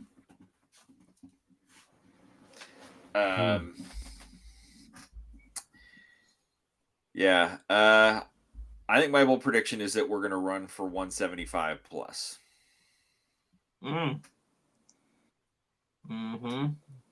Yeah, I could see that. I love that. We're going to have a decent amount of possessions, bro. I do not trust their offense. Yep. Prediction is our second straight game with a defensive touchdown. Oh, I like really like that. Ooh, okay. Okay. Yeah. Bro, he puts them on a platter, bro. That ball takes a long time to get to them receivers, bro. Especially throwing flat-footed. Bradley in the chat saying his you see that? Bradley in the chat says Max Clare has 2 touchdowns. Carnell Tate has 2 touchdowns. In this game? In this game, that's crazy. Bro. All right. I might see. Don't let that Wazoo game fool you. I'm gonna say my bold prediction is Jordan Washington finds the end zone in this game. All right. Oh. Man, that's got to be a good size run because we're not giving the ball to them inside the 20 too. So that'd be a big play. That part. I mean, I'll take that for sure. I mean, hey, like Hood said, you get them move them sideline to sideline over and over again, one way and the other way. And Jordan Washington. I mean, if you see him do some kind of fake sweep motion and they give it to Jonah up the gut a few times, eventually they're going to key on that. And then if you give him the handoff on one of those, he's got the speed to open it up. So I'm going to say Jordan Washington finds the end zone in this game. Okay. All right. Do we want to do predictive players of the game, or do we want to just move to score predictions? Let's do predicted players of the game because I'm superstitious as fuck, and we haven't changed since. So, Okay. Back. Come on. Good point. All right. We're doing offense or defense first? Offense. Yeah, let's do offense I first. got offense. Give me Carver Willis. Yep. And then on defense, go ahead and give me Alex McLaughlin. Everybody's gonna be comparing the quarterbacks, but I think we get to really find out. Like, obviously, this is a weird way to say it, but Caleb Downs light. You know what I mean? We got Downs white. something That's crazy. similar. So I think exactly. You know what I'm saying? Our version of the darker white. Hey, come on. Spread ain't an offense. So we got the wider dart.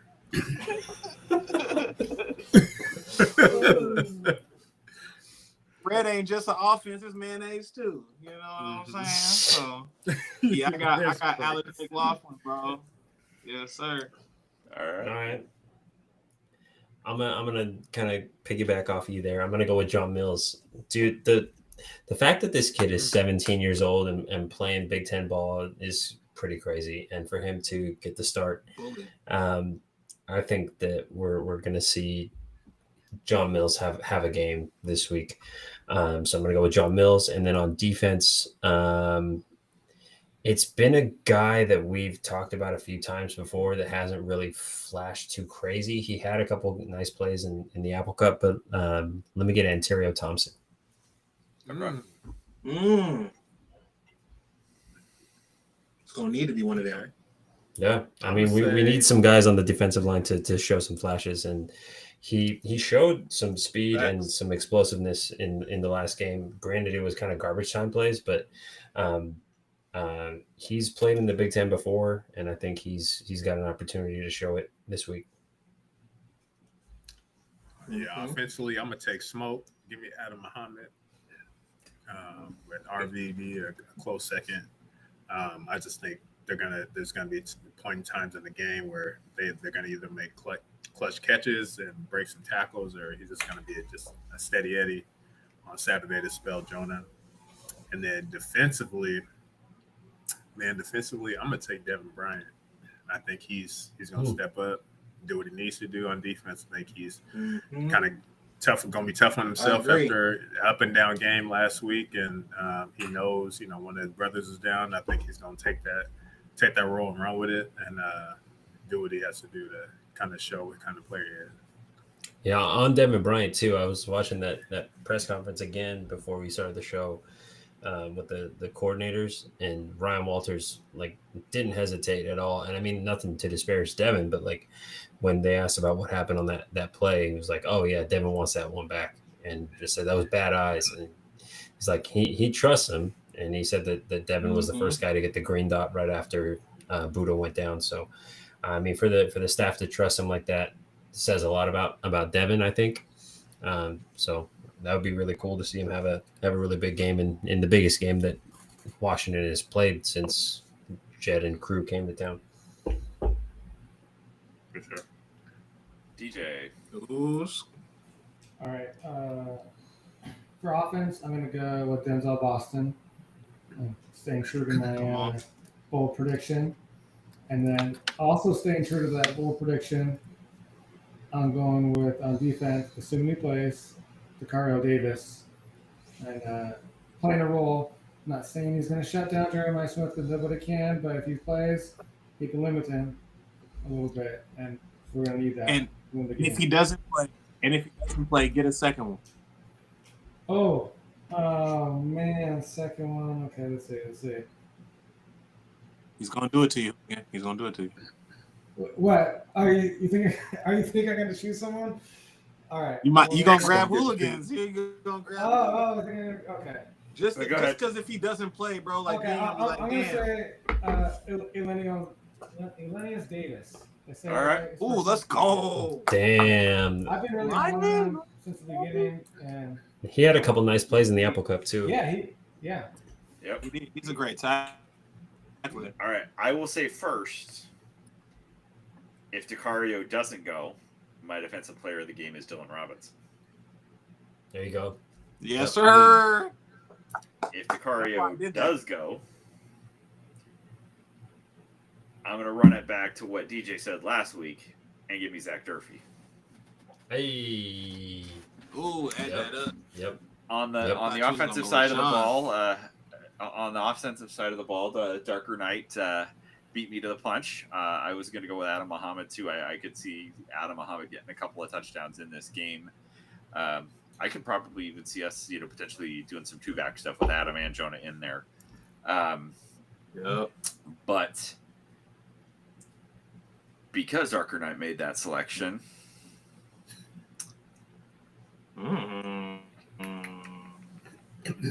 you all right? Give me another long touchdown for Amari Evans in a key situation. Ooh, okay. Okay. Let me go, dude. I definitely feel like he's got experience in big games. Him a little. He's got experience in big games in this conference. I don't think the moment will be too big for him. Obviously, he's playing with a lot better quarterback that he played with for most of his career to this point. So give me Amari Evans on the offensive side of the ball. But let's go ahead and roll in to score predictions. And I've already given one. It's been released already on the Ohio podcast, but I'm going to give a second one I'm not to hedge my bets, but I'm going to give the realistic one, and I'm going to give, and then I'll come back at the end with my Duke prediction. So I'll start with the realistic one. Is I think Washington stays in this game. I do think we can control the ball. I think we score against them. Ultimately, I do see probably Ohio State scoring mid-late fourth quarter to stretch a lead to double figures and winning 38-27. I could see us kind of pressing after that score to try and get down and score and get the ball back, and potentially a turnover happening there, and they just run it out from us from there. But so that's my realistic prediction. It's 38-27 Buckeyes. Yeah, I shout out to Brandon C in a few of the group chats was putting out the stat there that Ohio State's only given up 24 points. I think once in the last 2 seasons or something, or more than 24 points once in the last 2 seasons. I think that we'll go over that. I think that we will hit 30 plus, but give me Ohio State. I'm going to say 35-31. Okay. Yeah, it's similar to what you gents have said. As far as scoring wise, I see this game in the 30s, but I do think if this game is high scoring, it favors Washington. I just think that we'll do enough, and I don't think Sam will have enough especially in that environment, to kind of overcome it. So I'm gonna say we score a touchdown late, ice the game, and I could see the Huskies winning. Oh, Damn, that's crazy, bro. That's gold. That is crazy. But he said the Huskies winning it. That's what I'm supposed to do. he took your bit. Oh, He man. stole your bit. Well, really, his actually Wi-Fi make a stole prediction. your bit. Yeah. Damn. That's crazy, bro. He said, I could see Washington. But... Hey, man, I'm going to have it. This is, man, I've been going back and forth with this for so long. I think I got to stick with my point at the beginning of the season. I feel like, Julian Sand coming in this game, being his first game on the road, being a freshman quarterback. What I saw in the spring game from him kind of had me shook, in my opinion, just his rhythm timing, his accuracy and things like that. But seeing him in gameplay and just seeing him at home kind of have some struggles with command, I already know it's going to be one hell of a show. And then you throw that noodle ass arm out here, something's got to give there for me, in my opinion, man. So I got Washington winning this one by a late field goal. I got 27-24. So just to kind of repeat that score from that we lost the last time we played them. I've been going back and forth with Ohio State 27, with Washington 27, but I think this is a game that, the energy of the crowd is going to like ride the defense or whatnot. Pause. But yeah, so I got them. I got Washington late field goal. Grady Gross, baby. After last week, he got me a little confident. Dude, he hit so that let me get a game like winner. Nothing, let me get a 44. Let me get like a 44 yarder. That could have been good from 60. Let me get a good 44, bro. Good 44 to win the game. Game over. All right. That'd be huge. Darker Knight, what was your score prediction? It cut out right as you were saying. You got Washington winning. Yeah, I know. My computer is a hater. He was like, Ohio State built. No, I said, I think I have a feeling this game's going to be in the 30s, and I think if that's the case, it favors Washington, not Ohio State. So with that being said, I just think the Dogs do enough with crowd support and everything that we have at home. I think the Dogs win the game. I'm going to say 37-30. All right. Damn. All right. Oh, then I got to be the difference maker. Yeah. One way or the other. 2-2 so far. I'm glad that Hood mentioned the crowd. I feel like we haven't really touched on how big the crowd is going to be for this game. With make noise the minute they enter the huddle, not like when they break the huddle. Yeah. When they are in the huddle, sustained, constant noise. If Ohio State has the ball, just make noise. Clip that. Yeah. Clip that. Yep. Clip that. Right part, when bro. the ball. That's all they need to hear, bro. Yeah. When the ball sails in the end zone. Yeah. Once they spot the ball till the play is over. I missed the Oregon game last year, and I got into the Pac-12 championship, so like I'm due for a big game. So I'm glad I'm gonna be there. Anyways, are you going, DJ? Yeah, I'm going. I'll be there. Oh, nice. Yeah. So yeah, I'm excited. So I'm glad you brought that up because that's gonna be huge. Like that could be a difference maker for a new quarterback out there. So that's gonna be exciting. But yeah, I have the same score as you had, the exact same. Although I'm going to go with Ohio State. I think Ohio State pulls off. Mm-hmm. I think it's a close game all the way through. I think they won 27-24. But I will say, if the game is in the 30s, like kind of what Dark Knight was saying, I think we win. Agreed. I agree with that. If it's in the 30s, I agree with that. Wins this. But yeah, I think Ohio State's too strong. They got more experience than us, and obviously the athletes. It's gonna be hard to overcome, but it can happen. That's why it's a close game. The line's getting lower and lower. It started off at 14 and a half, I believe, and now I think it's as low as 7.5, at least 8. I saw 8.5 last, but I don't know. Biggest, it's 7.5 on 8.5, ESPN right now. Right now. 7.5 on ESPN right now. The biggest thing for me, how do you execute 21 drives in a row and then like say that you're only going to score on 3 or 4 possessions?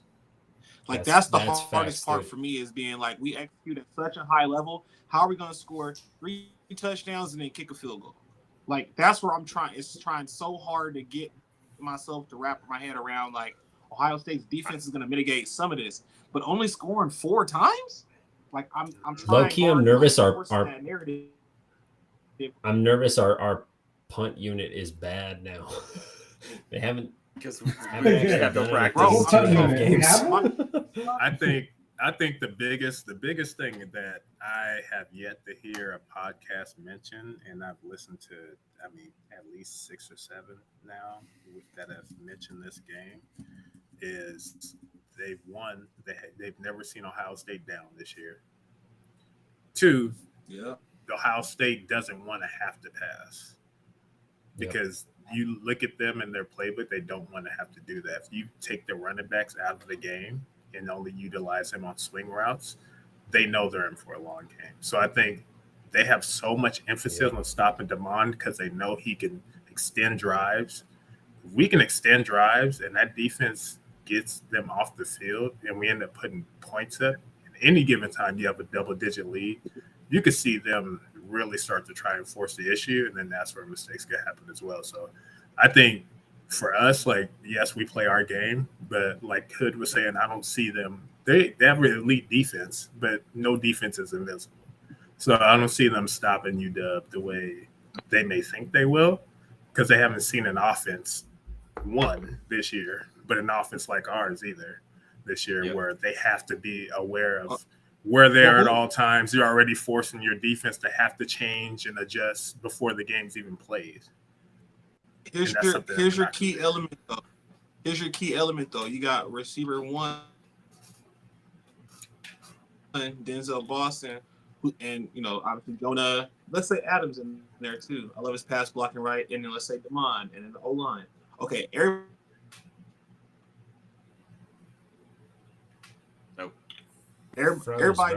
knows what Ohio State. Everybody knows what Ohio State's going to do on defense, right? How can we have wide receiver 2, 3, and 4 make an impact in this game? It doesn't need to be anything explosive or spectacular. It can literally be like snap routes over the ball. Desmond Roebuck doing that, running post curls at 7 yards, catching the ball, falling forward for 9, for 12, those types of things. That's what we're going to need from them, and we can rely on Denzel and like Raiden for the explosives and Jonah in the pass game for the explosives. But we're going to need those like Kaleki Latu routes this year or for this game. It's just those kind of like those stick routes and those types of things, man. Yeah. This is what I'm It's saying. just similar what J-Cap was saying. We haven't seen the tight ends get involved at all. Kaleki and Decker were such a huge part of the offense last year, and we haven't seen Decker. One catch or 2 catches maybe against UC Davis, didn't get targeted once last game. Cade Eldridge has more production as a fullback on a 1-yard touchdown run than anything else, but it's interesting for sure after seeing how involved the tight end was last year. But I mean, that's probably something to do with Will versus Demond, because I mean it's different quarterbacks, but I don't know. I would love to see Decker and Cade get involved and Quentin Moore get involved. Quentin Moore is blocking his ass off right now, though. Yeah, I will say that. Yeah, but Decker just needs to be more consistent catching the ball. I think catching and blocking is what's bit him this year, which is I don't think they've lost faith in him, but it's definitely has caused him to lose targets. One, when the ball has been thrown his way, he's been really iffy, and then 2, he's not really holding his block at the point of attack. He's not blocking. So you can't. So when he's in, like instead of it being a run pass, kind of option, if he's in, like you kind of figure they're going to pass because he's not holding up protection. This is not a game to give those keys away. You got to have him either flexed out. Like I said, like that's why I could see us having if we go 12 personnel, whatever it is, like he could be the point of a bunch or something like that, and then you kind of distort what you're going to do because you haven't shown that this year. But as far as him and his development right now as an inline tight end, I think he took a step back. So I'm just curious how they're going to mix him in. Now, if you see Q Moore in there, you can do either or, right? He's probably the best blocking tight end in the conference. So, but we haven't used him in the passing game. But I think even if you utilize Quentin on 3 to 5 yard routes, that's an extension of the run. That's going to keep you ahead of the change. That's going to keep you ahead of the change and get the linebackers to stay on it. So you don't need an explosive run every time you get the ball. The other thing that I'll kind of reiterate now, I apologize if I've said it already, but the longer that it's within one score, the more it plays into Washington's favor. I agree. Because the longer the crowd is involved, the better it is for Washington. I mean, that's a water is wet statement, but a tough part of it for me is also too, like they have like a good 6, 7, 8, 9, 10 people that they can play on the defensive line. So like that's the thing that we got to monitor too, is if we can just keep those fresh bodies at this offensive line, that aren't just Jags. Like there's some really like, disruptive and penetrating types of guys, bro. So I think that's why like I'm really, really like harping on our offensive line this game, not because of like they're gonna be overmatched, but because if you got 2 separate waves of high level talent coming at you, like that just wears on you, especially in the second half. So more so game plan and strategy than it is like we can't handle it. But that's something that by the middle of the third quarter, we're gonna really start to see if our offensive line is built for this type of like you're gonna need their haymaker blow for blow kind of game. You're gonna need your rotation. Go ahead. You need Pocky in there, like get Pocky some reps. get those big guys moving forward, though. That's why the run game is going to be big. You lean on those guys early, and then that's when, not, God forbid injuries happen, but those guys that are in there, you force them to rotate, not because they're not rotating because they want to, but they have to. It's that's what you want. Our pass blocking and our run blocking, I feel like aren't like significantly. There's not a significant gap, but there's definitely a gap there. Our run blocking is I think far ahead of our pass blocking right now. What I will say is Landon does have those guys communicating at a pretty decent level. It still is just being honest, it still currently is an experience thing and talent at the current moment. Talent's going to improve as they develop, but right now that inexperience is going to, in my opinion, Pockies are still a redshirt freshman. So I think they can still definitely take advantage of that, especially with their size on the defense line. They're not these like crazy athletes, but they got that size there. Sometimes they put Reese at edge, you know what I mean? And Styles at edge. It's just that's gonna be hectic for us. We have given Ohio State enough credit here on defense, in my opinion. Albeit I do think we have P2 on offense, but I think Ohio State is really gonna kind of buckle in here, especially like halftime type of adjustments and those types of things. So we might even be up on them. In my opinion, we might even be up on them by a possession or even like the Oregon game. We're pushing 2-possession game, and then they kind of second half we get them back in it with that interception. Yeah. Like that their will to win and their experience and those types of things, because they start slow. And we can easily get up on them 14-3, something like that, 17-3, 17-7, something like that. And I do think they obviously going to have to resolve them back, but I think we are kind of underestimating their defense. I do think what I will say too before you go, Hooligan, is Jed found something with quarterback power and quarterback sweeps. Yep. Mm-hmm. You use that to your advantage and you move the pocket, and I promise you that defensive line, you can't run up the field, because a lot of the times they may skip the line, the end man on the line of scrimmage. Like, nope, that's Devon's man. He's gonna make him miss. I want you to climb to the backer. So if you get your tackles or your guards on backers and you force the defensive ends, they have to make a split decision in space. It's gonna be a long day. Yep. So don't think that it's just trenches that everybody on the within the line of scrimmage needs to be blocked. Like, you could leave a lot of guys unblocked because you have an X factor at quarterback. Yep. So a lot of people don't think about that in the game, especially on short yardage, where the linebacker, you can play if you want. Go ahead and play the line of scrimmage. Like, hey, you guys, if you see any of these guys on the line of scrimmage, the big guys, leave them alone. There's a bunch of, how many times you see in pro games where where you can have an impactful or disruptive guy on the edge, and they'll just let him run. Yeah. Go ahead. We're going to either run at you, or you're just going to be running in space. You won't be involved in the game. I promise you. Like, you could take somebody out the game using somebody that dynamic at quarterback. Mm-hmm. Agreed. Yeah. That escapability factor that DeMond has, as we've talked about, it's just elite. So getting to the Duke prediction, I said a different score than I'm going to give now. So like I said, realistic predictions, 38-27 Buckeyes. But if I'm going to fully Duke, I'm going to call it 30. If I'm going to Duke, I'm going to call it 37-31 with a late score to get it done. Yeah, so I'm literally rocking 27-24, like, for the most part, because it's a prediction I made at the beginning of the year.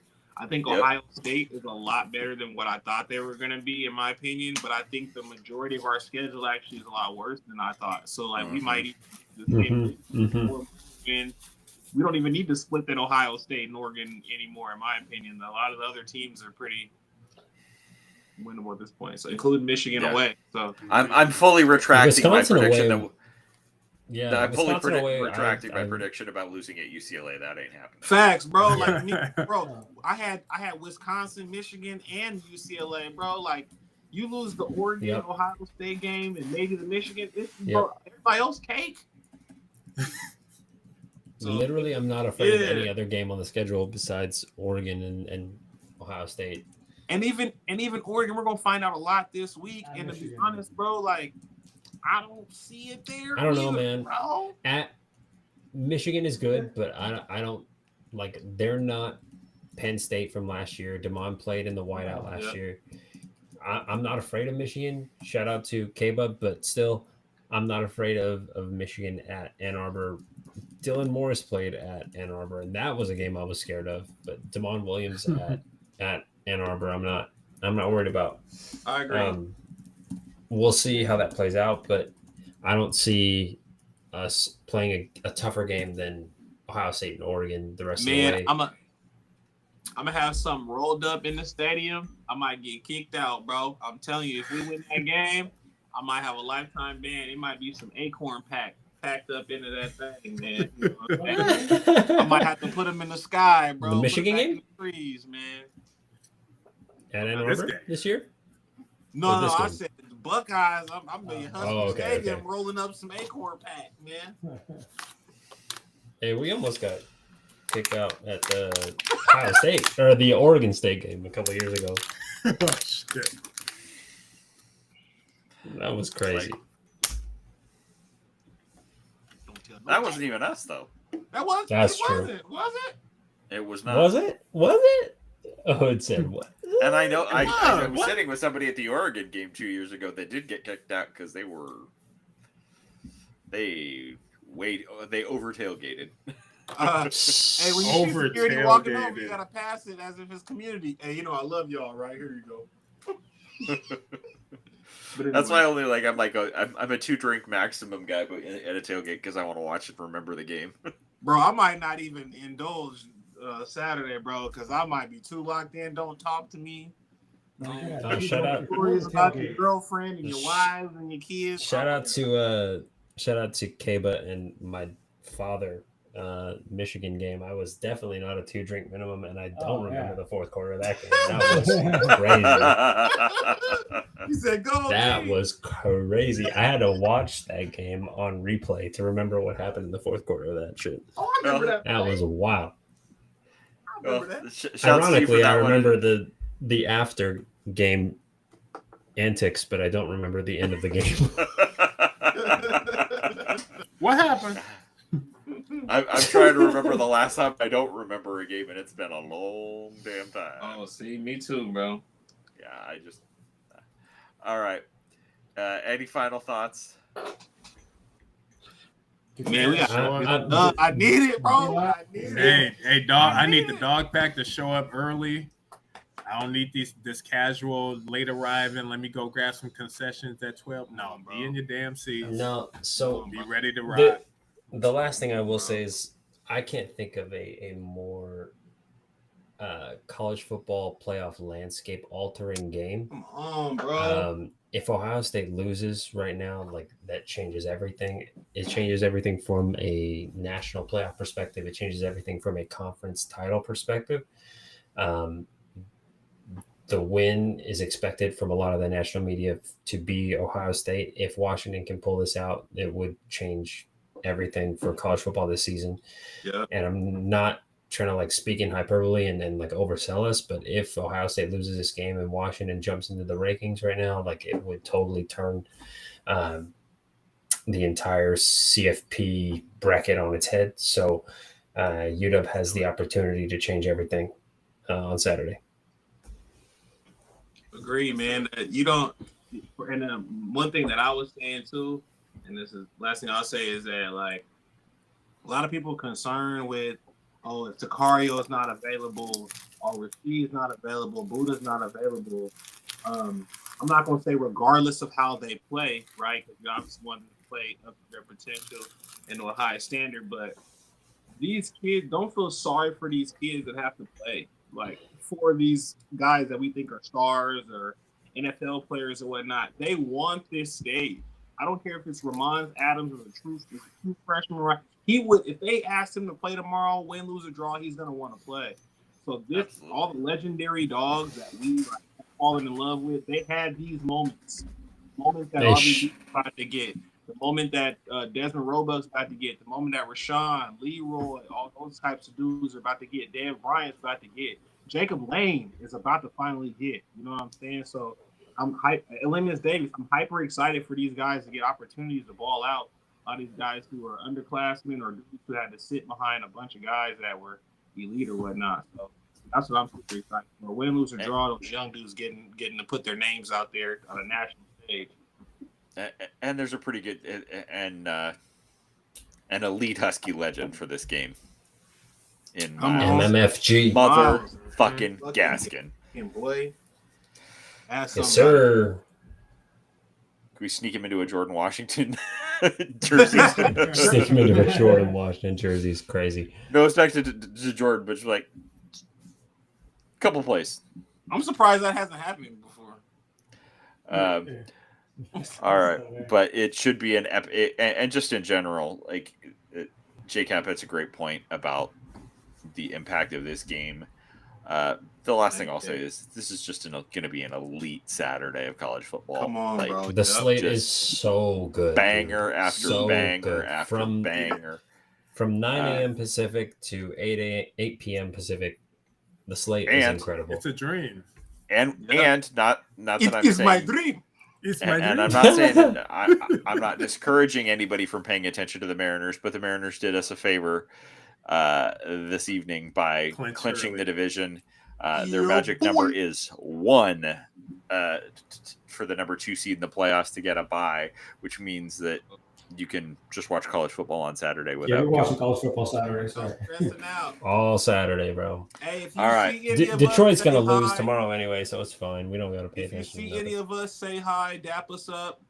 You know, tell us your favorite parts about any of this, man. It's all love. I don't care if Hooligan looks scary or if J-Cap looks scary.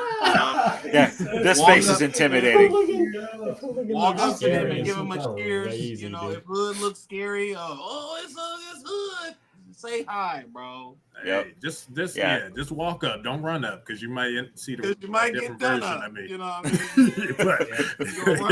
I mean? And we those of us that might that aren't able to attend, we might pop on here and do a little post game show. So stay tuned for that. Halftime show, post game show. We'll see. Bases or something. Yep. All right. Thanks for listening. Thanks for watching. Go Dogs. Go Dogs, baby. Go Dogs, man.